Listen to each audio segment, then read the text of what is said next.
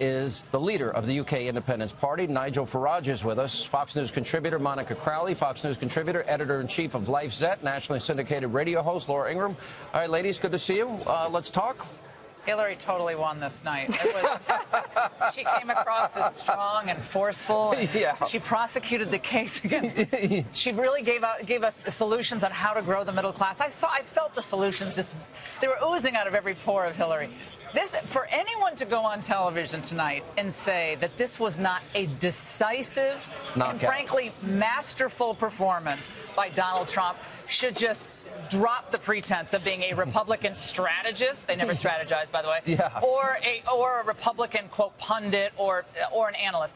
He came in with the entire GOP establishment really against him. He came in with the media against him. He came in with Hollywood against him and the entire Bush apparatus, okay?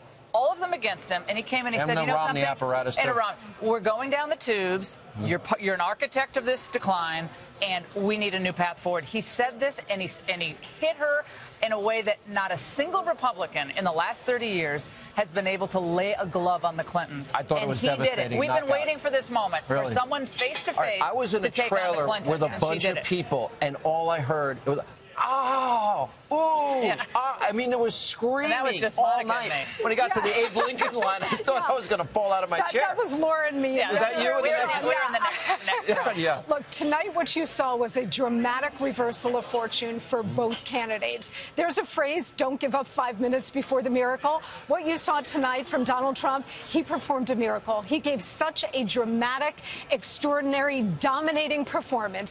He had a command over the issues. He took the fight to Hillary Clinton. He did not back down. You saw a man who is ready for the presidency. If that Donald Trump shows up into the third debate, he will win, because what he did tonight, Sean, was reset this campaign. All of the people that you and Laura just talked about, the GOP establishment, the media, the White House, the Clinton campaign, they were all deeply invested over the last 48 hours in Donald Trump's downfall. What they saw tonight has forced them to try to readjust. And what you're seeing is panic on their side. You saw it in the faces of Bill Clinton. You saw it in the faces of Hillary Clinton, the entire Clinton team, because now they have to adjust to a new reality. They thought they had it in the bag over the last 48 hours. Donald Trump just reset the game. The women showing up was a powerful statement because, all right, I actually wrote an article. I put it up on my website, Hannity.com. Words, actions. You know, for all the media, they're so bankrupt. They never talked about any of the issues involving Hillary Clinton. And when you compare and contrast, there's a big difference. All right, Nigel, let's talk about Brexit. Let's talk about similarities here. Trade, immigration, refugees. How big an impact do you think, what similarities do you see, these issues on the American campaign versus what you witnessed? Well, the crossover is massive because on the one side, you've got Hillary, backed by Goldman Sachs and JP Morgan and all the multinationals. And on the other side, you've got an anti-establishment campaign. That is exactly what we saw in the British referendum. Now, the key to us winning that referendum was about 2.5 million people who don't normally vote or who have never voted in their lives turned out on June 23rd, and a big majority of them voted for Brexit. And the absolute key to this Trump campaign is, can he mobilize? Can he get people out there? You know, the little people, the put-upon people, those who completely know that Washington, as it's currently set up, has got nothing to offer them. Yeah. Can he mobilize them? Can he incentivize them to go out and vote? And I think tonight, had the immigration question come up, he would have done even better, because these are the issues that ordinary people really care about. And you know what? America can't make the mistake of Europe. And we're now seeing the damage that has been done because of immigration policies and refugee issues. Laura, I thought on that particular issue, the vetting of refugees was particularly strong. Also the creation of ISIS. And Hillary was wrong about Iraq and Syria and Iran, etc. I had a woman, I was flying from L.A. today. She was the gate agent of the airline I flew on. She was an Iranian Jew, really interesting person. And she said, can I tell you about the 4 refugees that I processed earlier this week? They come with just a piece of, like a stationery from the State Department. They have their name on them and apparently their birth date. and that's all they have. That's and it. she said, we're resettling them all over the country, and they show up, and they get on the plane, and then 4 of them were dropped in Minneapolis. We read the story about the passports were being printed by... Oh, yeah, but they didn't even have, these people didn't even have passports. She went on, and she pulled me aside, said, I have to tell you what's happening at Los Angeles International Airport. And I think Nigel's right. The immigration issue cuts across party lines because we see veterans eating out of garbage cans. We see individuals who are down on their luck who can't get help because they make a little bit too much money to get any assistance. And yet Barack Obama just waved in, I guess, 53,000 of the immigrant families. They can stay for a number of years. And I think people are just fed up. It's just not fair. And so he cut into that basic issue of fairness tonight and got it off the old sex talk and just talked about what works he had for to the deal with it. I thought he handled that really well well at the beginning. Absolutely. You know, Monica, when you think about Hillary, I've always said she can't run on the economy. She can't run on her foreign policy. Trump really hammered that home tonight. And on top of that, when you add in the argument that he made many times that you've been there all these years, what have you done? Right. There is no answer to that because she's done nothing. The critical thing Donald Trump did tonight was he took the focus off of himself and he put it onto the American people and the future of the country. That was his whole rationale for running in the first place. He went to the American people and he said, I don't need this job. I'm super rich. I have a great family and a successful business. It's costing me money. And it's costing me money. But I'm doing it because I care about the American worker and the future of the nation.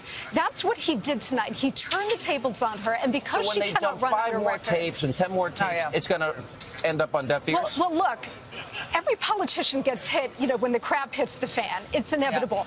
The question is not what they hit you with, but how you react. By the way, you sound like Rocky in the last rock. No matter how hard you hit, they're going to come out with and they're going to have more. This is they're up a research just started. And then what he should say at that point is, okay, now how are you going to fix the economy, Hillary? No. Now what are you going to do for the middle class? Now what are you really going to do with our veterans? Because you serve them poorly. Like every time they do that, it has to be about what's happened. I cornered John Podesta and Claire McCaskill earlier tonight, and I asked them questions. Okay, you're upset about Donald Trump's words. What about their actions? What about what they called women? How they smeared, slandered, besmirched? They don't have answers. How Hillary did. Hillary called Monica narcissistic. It's not that someone was unfaithful to her. That's not the issue. It's what she did in response. I mean, and I think that's part of it is put to rest tonight. There'll be other tapes. They'll be trying to do it. I just think, as Monica said, can't answer it. She has no substantive argument for American renewal. She has no substantive argument. In fact, tonight, she actually was so desperate, she was reaching back to the 1990s going to her husband to try to make her case for 2016. My husband balanced the budget. And this gets to the bigger point, which is she still, after all of these years, is not offering a clear vision for where she wants to take the country or a compelling rationale for her candidacy beyond I'm a woman and it's my turn. Nigel, last question for you. As you look at this debate, you had advice for Donald Trump after the first debate. What do you tell him after this one? Well, the trouble with the first debate was she kept attacking him, and he's a proud man. And he kept defending, and not getting onto the issues. And what happened tonight was the first 15 to 20 minutes was quite uncomfortable watching for everybody, and then we got onto the issues. And what we saw tonight with Trump was actually he's got more mastery over policy than people had previously given him credit for. And I thought he dominated this debate tonight. I thought Hillary was on the back foot throughout. And I think as we go to Las Vegas in a few days' time, psychologically, he now has a massive edge. And I think a campaign that this morning was backs to the wall now has momentum again. All right, Nigel, thank you. Real quick. The Republicans have better look at themselves in the mirror tonight. If they want to win this election, they all better get on their big boy pants, stop it with the, attacking the nominee, and say, we've got to defeat the Clintons. We've got 2 women here saying, guys, get your big boy pants on. We got to defeat the Clintons, right? I mean, if you want to defeat the Clintons, then go defeat the Clintons, because the Democrats are all about winning, and they're going to drop everything they can to win this election. Otherwise, go to your think tanks and pontificate all day long about your agenda that's never going to be enacted. If I'm in a fight, I want you 2 on my side. Gotcha, Don. All right. We need to do what the Democrats do, which is they stay united no matter what. And our side never does it, to our great disgrace. All right, we got a break.